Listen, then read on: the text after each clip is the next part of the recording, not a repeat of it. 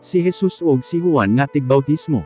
Lucas Kapitulo 7 versikulo 18, 35. Kining tanang nahitabugib alita kang Juan sa iyang mga sumusunod. Busa gituwag ni Juan ang duha niya ka sumusunod ug gisugo niya nga moadto sa Ginoo aron mangutana kon siya na ba ang ilang gipaabot o maghulat pa sila og lain. Anya miadto sila kang Jesus og mingon, gisugo kami ni Juan nga tigbautismo aron sa pagpangutana kanimo kon ikaw na ba ang among gipaabot o muhulat pa kami og lain. Niadtong higayon na daghang masakito ng gipang-ayo ni Ginoong Hesus, bisan pa kadtong may grabe nga mga sakit, ug ang mga gisudlon sa dawtang espiritu. Daghan usab ang buta nga iyang gipang-ayo. Gitubag ni Hesus ang mga sinugo, balik kamo kang Juan ug salt ihi ninyo siya sa inyong nakita ug sa inyong nadungog.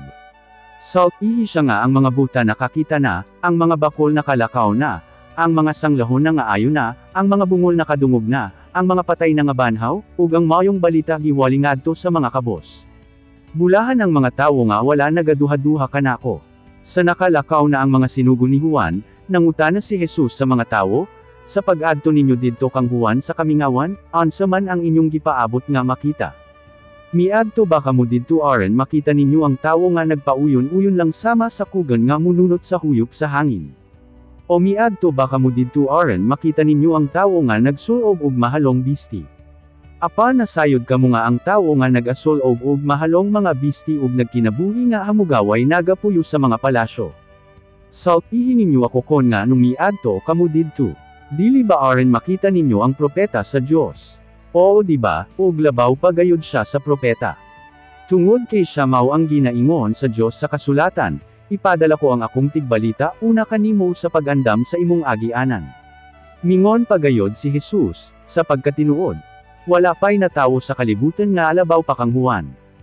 Apan karon si bisan kinsa nga labing ubos sa mga nagpasakop sa paghari sa Dios mas labaw pa kang Juan.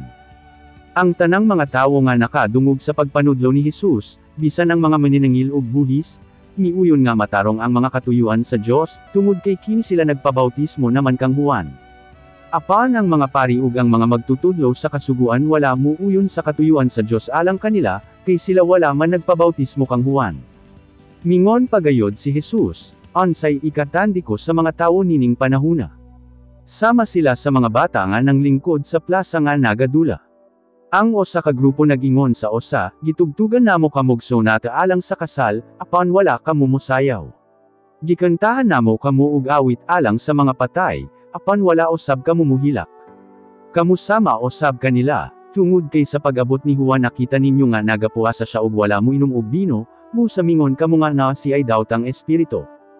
Ug ako nga anak sa tawo, pag-abot nako, nakita ninyo nga nagakaon og nagainom, busa nagaingon kamo nga palakaon ako og palahubog. Nagaingon usab kamo nga amigo ako sa mga maniningil og buhis og sa oban pang mga makasasala. Apan wala kanay bali, kay ang mga tawo nga nagasunod sa kabubuton sa Dios nagapamatuod nga husto ang gihimo sa Dios.